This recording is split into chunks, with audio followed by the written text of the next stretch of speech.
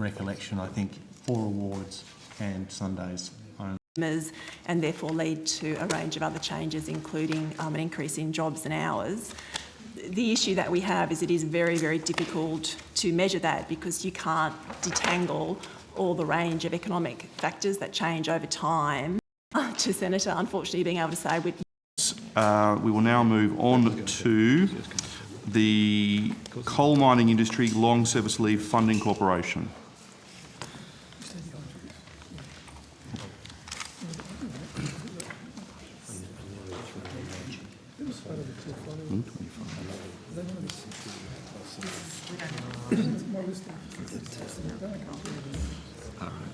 I'll see if you tell us which one of the 1.5 million jobs around. We should now be on the next. Contribute to that. Oh no.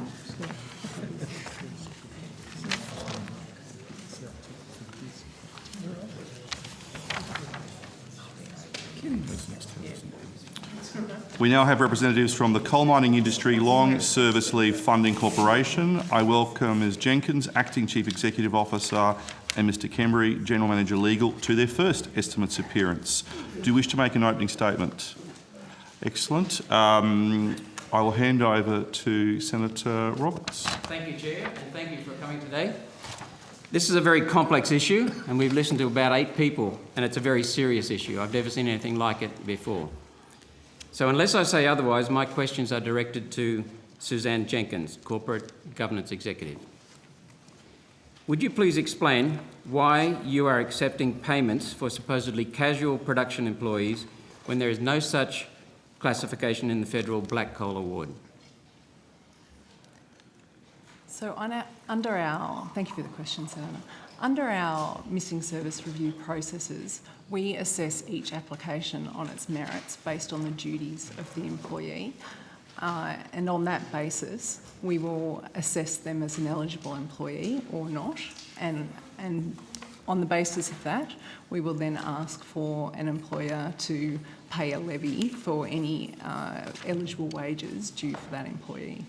So are you saying, Ms Jenkins, that all production workers in the black coal industry in New South Wales are full-time? No. Classification of full-time? No, Senator, I'm not saying that. How can you then be assured, because the Black Coal Award requires that only full-time employees be working on production? If that's okay, Senator, I'll ask my colleague, Mr Kembry, to answer. No, I'm asking you.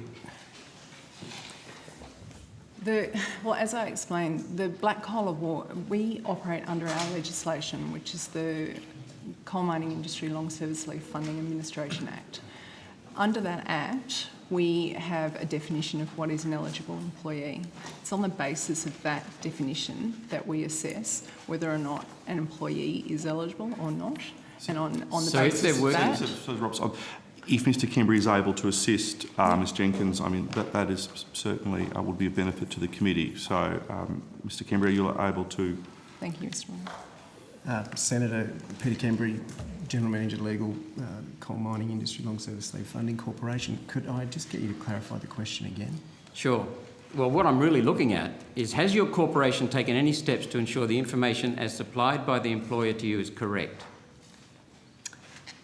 We work with employers that are registered to pay. Have you taken any steps to ensure that the information that comes from the employer about the employees they're paying is correct? Oh, yes.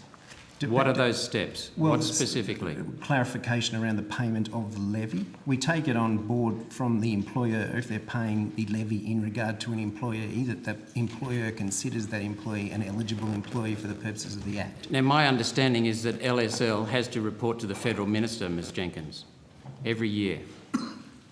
On a number of matters, Senator. What specific matter are you referring to? And I understand that when the employers send you a document, a report, it is self-audited. How do you know it's correct? Every employer is required to undertake an independent audit of their levy returns over the previous financial year. It's not self-audited, it's audited by an independent auditor. But it's provided by the employer. How do you make sure it's correct? We have a team which is our technical compliance team, that reviews audit reports for any a notation of error, which they are from time to time, and adjustments are made from that. We don't take it upon ourselves to go and audit the audit reports. Have you had any complaints from employees? Have you been approached by employees with showing, providing pay slips, providing timesheets, and that disagree with the employer? Sorry, can you rephrase that question? Have we? Well, I can. Have employees, specifically of Chandler McLeod, have they come to you and shown you that their employer's records are not correct? We have dealt with a complaint along those lines. I've seen 8 people, spoken with 8 people, and they tell me there are hundreds more. So, in terms of how we receive information, we liaise and receive information from an employer. So if an employee... Have you done anything about employees who have come to you with records and pay slips and timesheets showing that the employer's records are wrong? We've had one specific complaint where we've had to take the issue up with the employer, again, to ascertain whether or not the records or information we've received was correct, and the employer in that instance confirmed that the records we had received was correct. Records from who? The employer. The employer. How is it then that we know of people whose records were incorrect? And we know that casual employees have been underpaid and not credited the full 35 hours. For Coal LSL, our response to an issue that an employee has with its employer is that it's a matter between the employee and the employer. So you don't take responsibility for the accuracy of the payments? That is... Sorry, Senator, if it's a matter of an underpayment, that's better addressed to the Fair Work Ombudsman in terms of if it's an underpayment of wages. We will be doing that. Yep. So thank you. I'm specifically interested in LSL because we have met with people in the Hunter Valley working at a coal mine full-time on a 2-year roster projected out, full-time hours, treated as casuals. Whether or not they're underpaid, that's a separate issue. They have been underpaid, but I'm concerned that they haven't got their full LSL entitlements. And I want to know what you're doing specifically to check. Well, if we're advised of that through an employee complaint, we take up the issue with the employer, and because that is the line of information that we So you receive. accept the employer? That's what we're required to do under So legislation. you've never audited the process? Excuse me, sorry. You've never audited the process to make sure the employer is not correct and the employee is correct? No. So you've never investigated the details? No, we've raised it with the employer to investigate the details because... So you've taken the employer's word for it? Yes.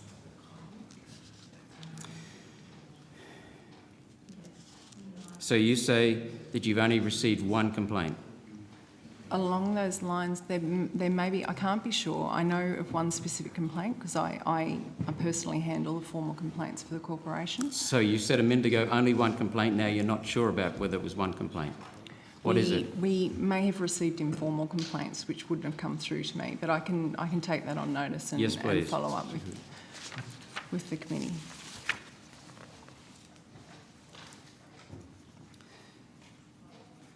So when inaccuracies occur, why are you only accepting evidence from the employer and not the employee? You're in charge of or responsible for corporate governance, correct? That is correct, yeah. So why are you only taking the evidence from the employer? Well, it is my understanding that that is our requirement under legislation, that we receive information from employers. Is that correct, Minister? Senator, I don't have the Coal LSL legislation with me, but I'm very happy to seek advice on that from the relevant agency. And unless Mr Kembry has anything to add on the provisions of the legislation, I'll take that on notice. Thank you. Thanks, Senator.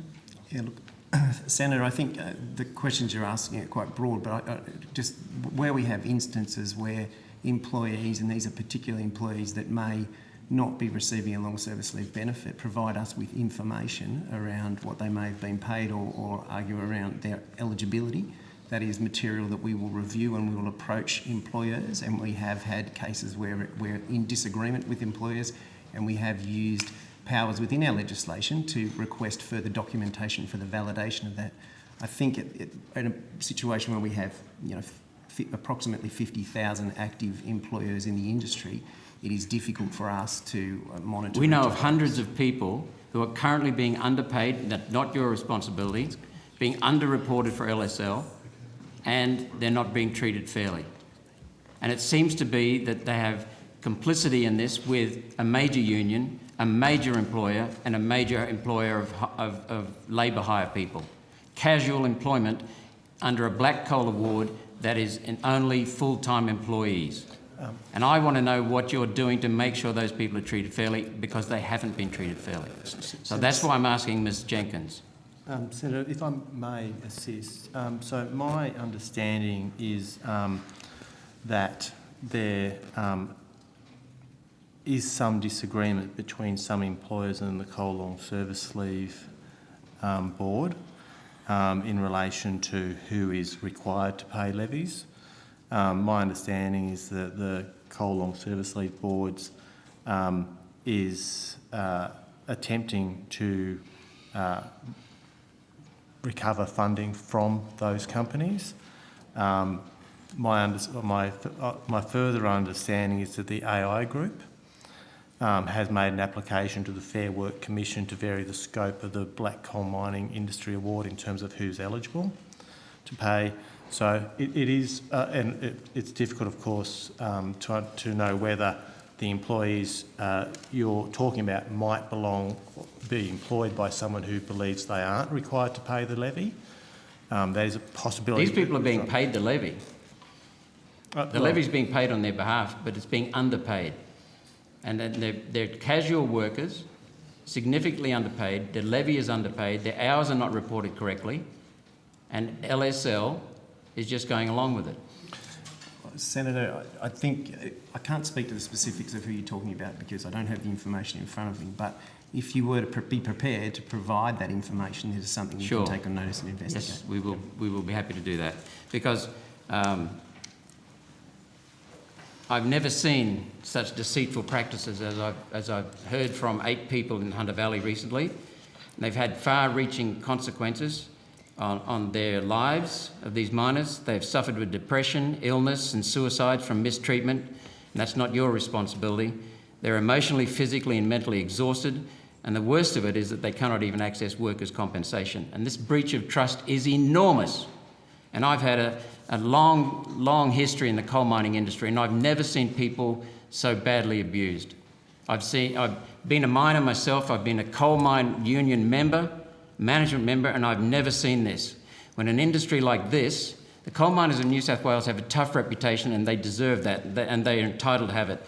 But when this can happen to them, then no worker is safe. Every worker should be concerned that this has happened as a result of systemic fraud and abuse by a big union, a big company, big government.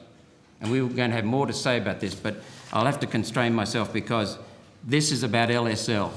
And you are not looking after the responsibilities of casual employees who are employed on a full-time roster, work shoulder to shoulder with full-time employees with a roster out 2 years, 40% underpaid, their hours are not reported correctly with LSL, they're not getting their entitlements, many leave before they're even paid out their LSL.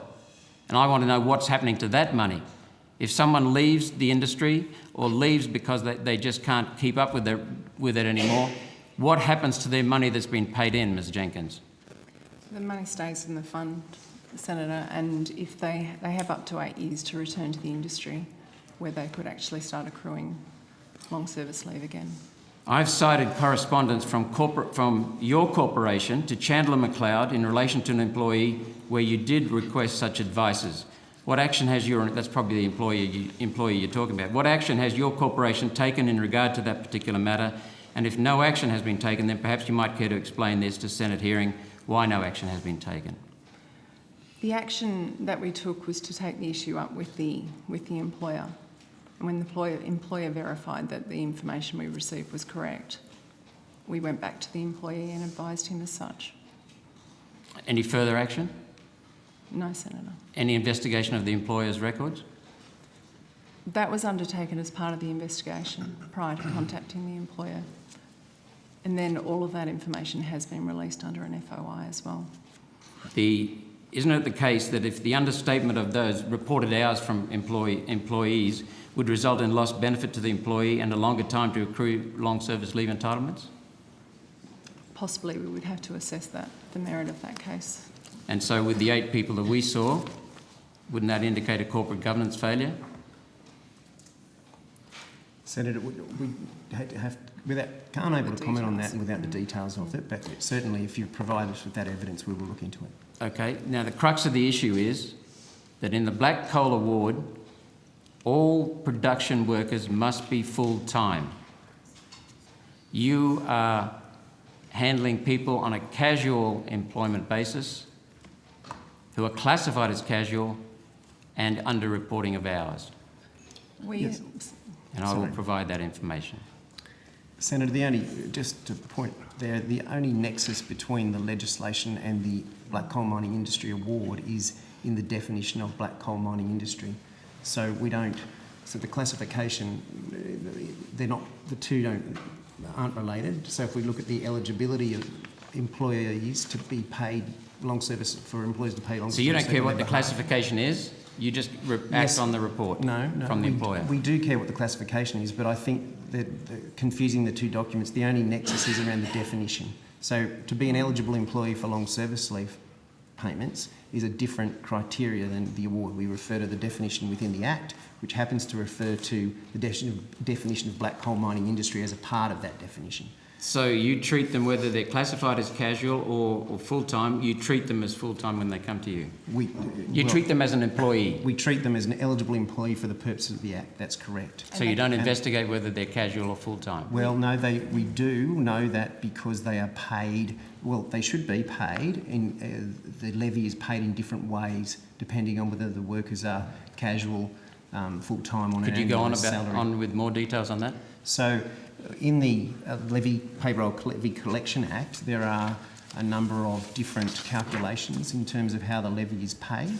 So if somebody can pay, the levy can be paid in regard to their base rate of salary plus incentives, overtime and the like, I think it's 75% of the base rate of pay plus incentives and overtime, or if it is greater, the amount based on their base rate of pay plus allowances and bonuses. Now that's one category.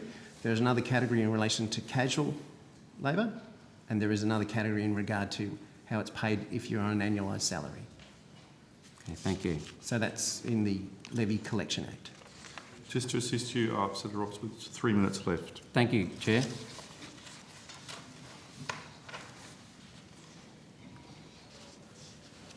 So Ms Jenkins, you're only aware of one person that's complained to you?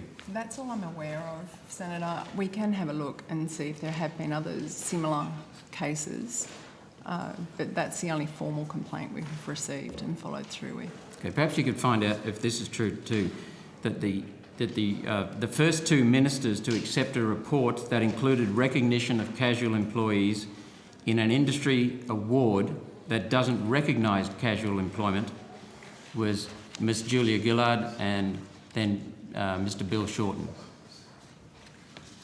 I'd have to take that on notice, Senator. Sure, yes.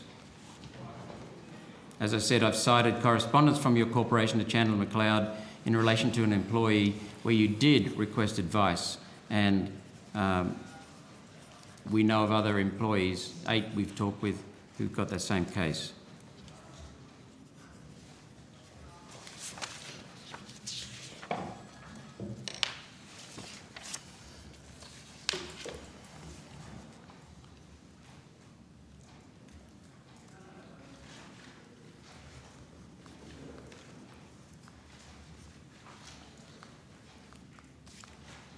Now, I understand that the LSL is underpinned by the Black Coal Award. Well, as I mentioned before, the definition of eligible employee in the Coal Mining Industry Long Service Leave Fund Administration Act refers to a definition of black coal mining industry that is contained in the award. That is the nexus.